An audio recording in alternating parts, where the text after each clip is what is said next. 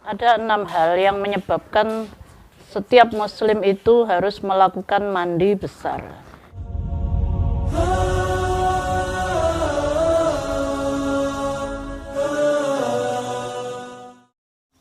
Assalamualaikum warahmatullahi wabarakatuh. Waalaikumsalam. Jumpa lagi di podcast Penyuluh Agama Islam Kecamatan Kesamben.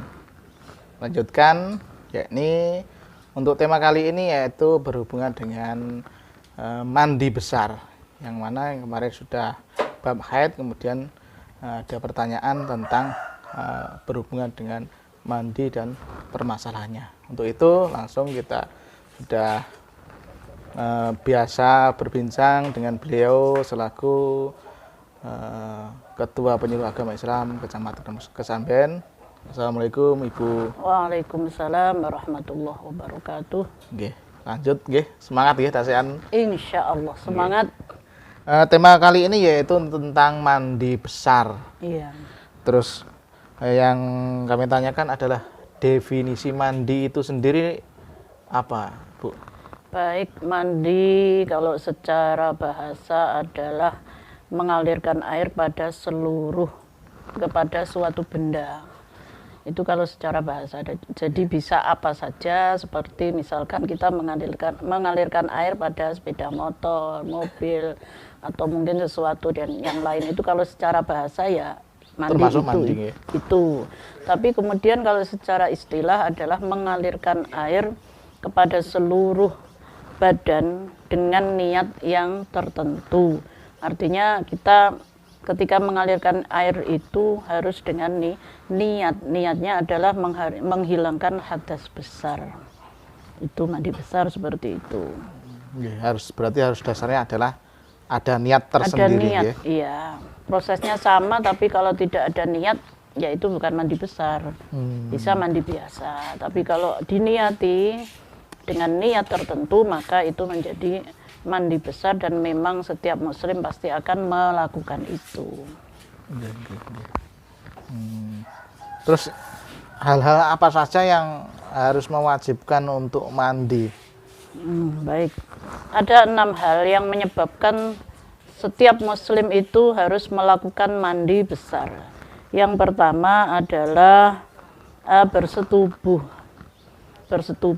antara pria dengan wanita, kemudian baik itu dengan cara memasukkan seluruh penisnya kepada vagina wanita, atau mungkin hanya sekedar sedikit, tapi kalau sudah masuk ke dalam vagina itu sudah menyebabkan seseorang lelaki atau perempuan itu harus mandi besar.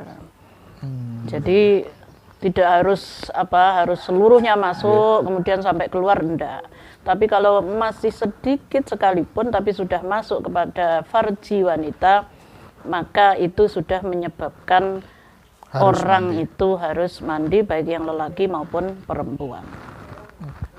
Itu yang pertama, walaupun sampai tidak mengeluarkan sperma. Kemudian yang kedua, keluarnya sperma. Kenapa keluar sperma ini disendirikan kok tidak bersama dengan bersetubuh? Karena terkadang mengeluarkan sperma itu tidak hanya dengan bersetubuh. Misalkan seseorang itu tidur, dalam tidurnya kemudian dia bermimpi melakukan seks misalkan dengan seseorang, membayangkan dan lain sebagainya, atau mungkin melakukan onani atau masturbasi, itu kalau sampai keluar sperma, maka orang ini sudah harus mandi besar. Walaupun misalkan dengan cara seseorang itu misalkan kemudian tulang belakangnya ini pecah karena mungkin terkena apa. Kemudian dari tulang yang pecah ini mengeluarkan sperma, ini juga sudah mewajibkan orang itu mandi besar. Jadi bedanya bersetubuh dengan keluar sperma itu seperti itu. Berarti tidak harus bersama dengan setubuh, ya? Tidak, iya. Kemudian yang nomor 3, meninggal dunia. Meninggal dunia karena orangnya meninggal, artinya dia tidak bisa bergerak, maka ya berarti harus dimandikan. Yang memandikan, yang berkewajiban memandikan adalah orang yang masih hidup. Makanya setiap orang yang meninggal pasti ada memandikan mayat, karena itu memang orang meninggal itu berhadas besar sehingga harus dimandikan.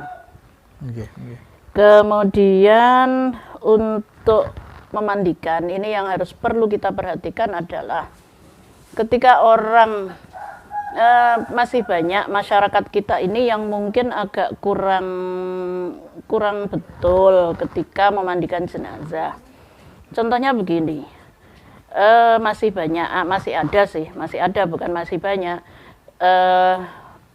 yang meninggal lelaki tapi yang perempuan ikut memandikan.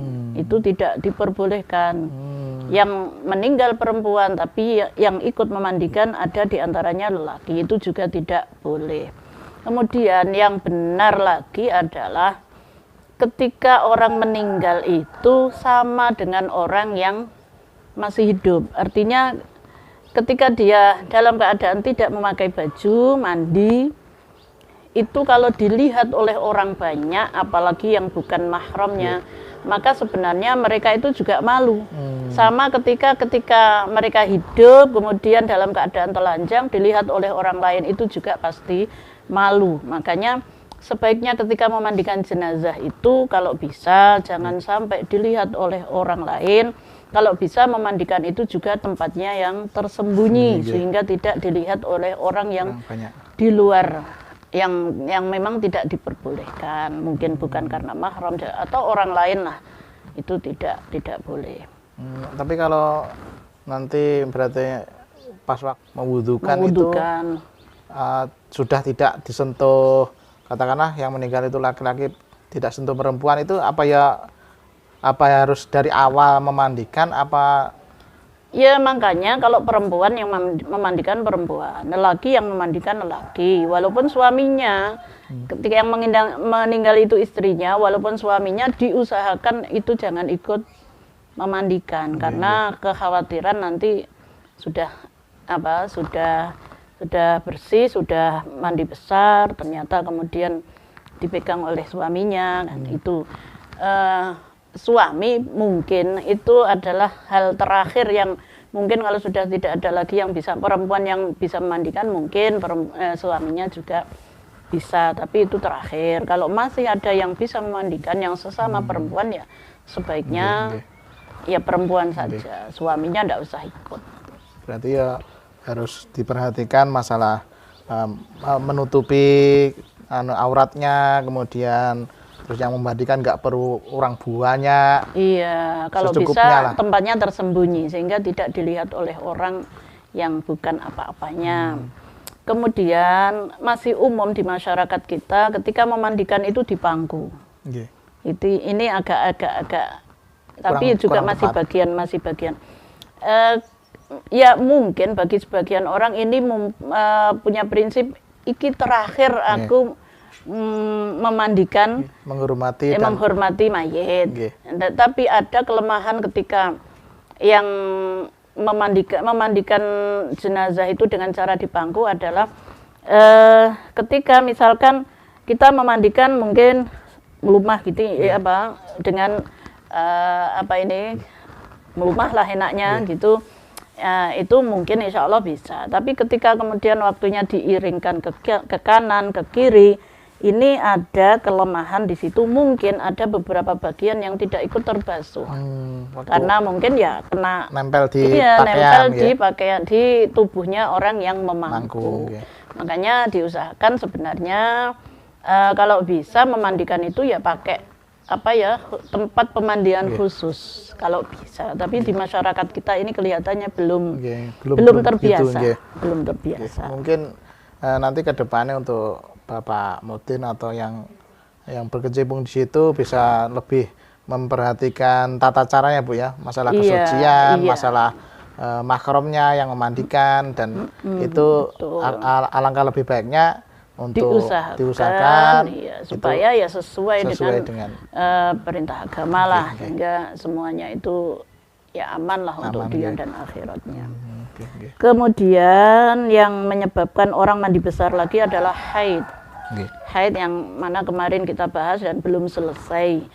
Haid bagi wanita ketika wanita ini sudah melihat di dalam vaginanya ini sudah tidak mengeluarkan darah dengan cara memasukkan kapas putih ke dalam vagina dan keluar dalam keadaan bersih, maka berarti wanita ini sudah benar-benar suci, sudah tidak ada darah yang keluar lagi. Artinya dia punya kewajiban untuk mandi besar.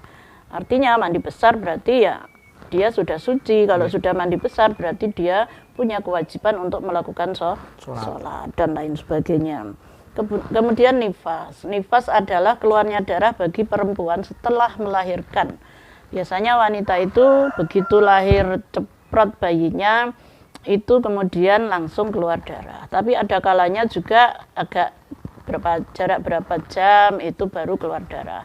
Yang penting darah yang keluar setelah melahirkan itu adalah darah nifas selagi belum melewati waktu 15 hari atau 16 hari masa haid atau masa sucinya 15 hari. Minimal keluar darah adalah kalau orang nifas itu adalah hanya 1 tetes. Jadi tetap perlu ya sekitar 16 hari kurang sedikit lah. Itu.